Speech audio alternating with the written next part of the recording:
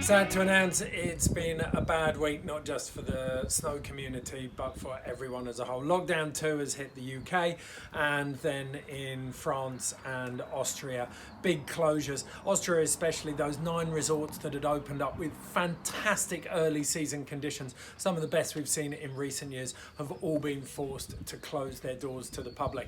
Interestingly, if you were reading the small print, you would have seen that all of those resorts are still open to professional skiers and snowboarders. So if you think you've got a little bit of high performance left in you, now is the time to dust it off and start sending it, because you could get into an empty resort with no one else there. Joking aside, let's get into which resorts you should be looking at. So first and foremost, the resorts are working very, very hard, essentially like their livelihoods depend on it, to try and make themselves COVID safe this winter, if it does become available. Because as we know, Foreign Office advice at the moment is you cannot leave England, well, you couldn't leave for anything other than essential travel. Now you legally cannot leave the UK once lockdown kicks in.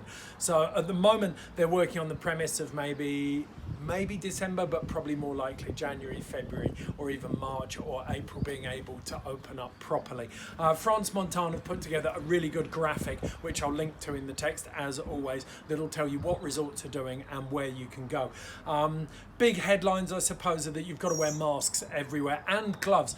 In the southern hemisphere this winter, I actually got stopped from getting on a lift because I didn't have gloves on, so you can't touch anything. So remember, a decent set of gloves, and we all wear face masks or neck gaiters or neck warmers. So there are some resorts that are selling those with an integrated face mask, but a good merino double layer neck warmer should do the job, so it shouldn't be an issue. In the restaurants, it's table service only. I bang on about this in all of the money saving snow tips, so maybe this year genuinely is the year of the packed lunch. It'll save you money and it will keep you on the mountain longer. If you look at those ideas, then it means maybe the mega resorts are out. Maybe this is the year to go and look at those hidden gems, mainly because fundamentally you're looking at chairlifts out of resort. The big mega resorts have had the money to build the infrastructure, so they've got the funiculars and the big cable cars. What you want in times of COVID are chairlifts that leave the resort, so you can have isolated bubbles on every single chairlift going up. If you've got a big cable car or a train, then they're going to need to reduce numbers, as you do in, say, Tignes, Val Claret or Wengen. A lot of the Chamonix Valley has those big cable cars, but just in time, Flégère has introduced its gondola system. So you're looking for chairlifts or small capacity gondolas out of resort. That's going to help you.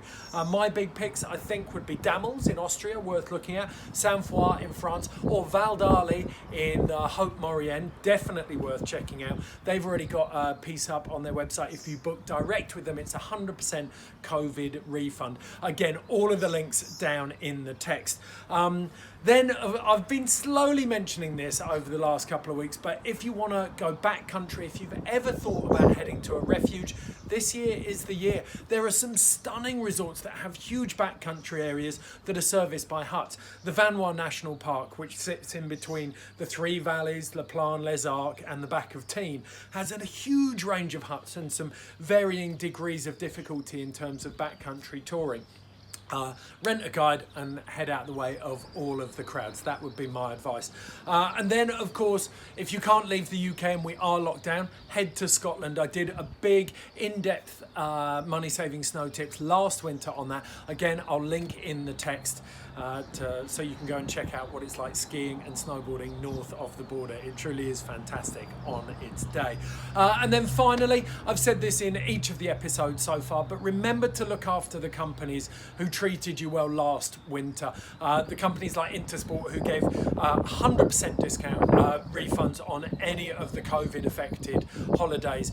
Make sure you reward those companies who treated you well, because they'll be the ones who deserve to survive, I believe.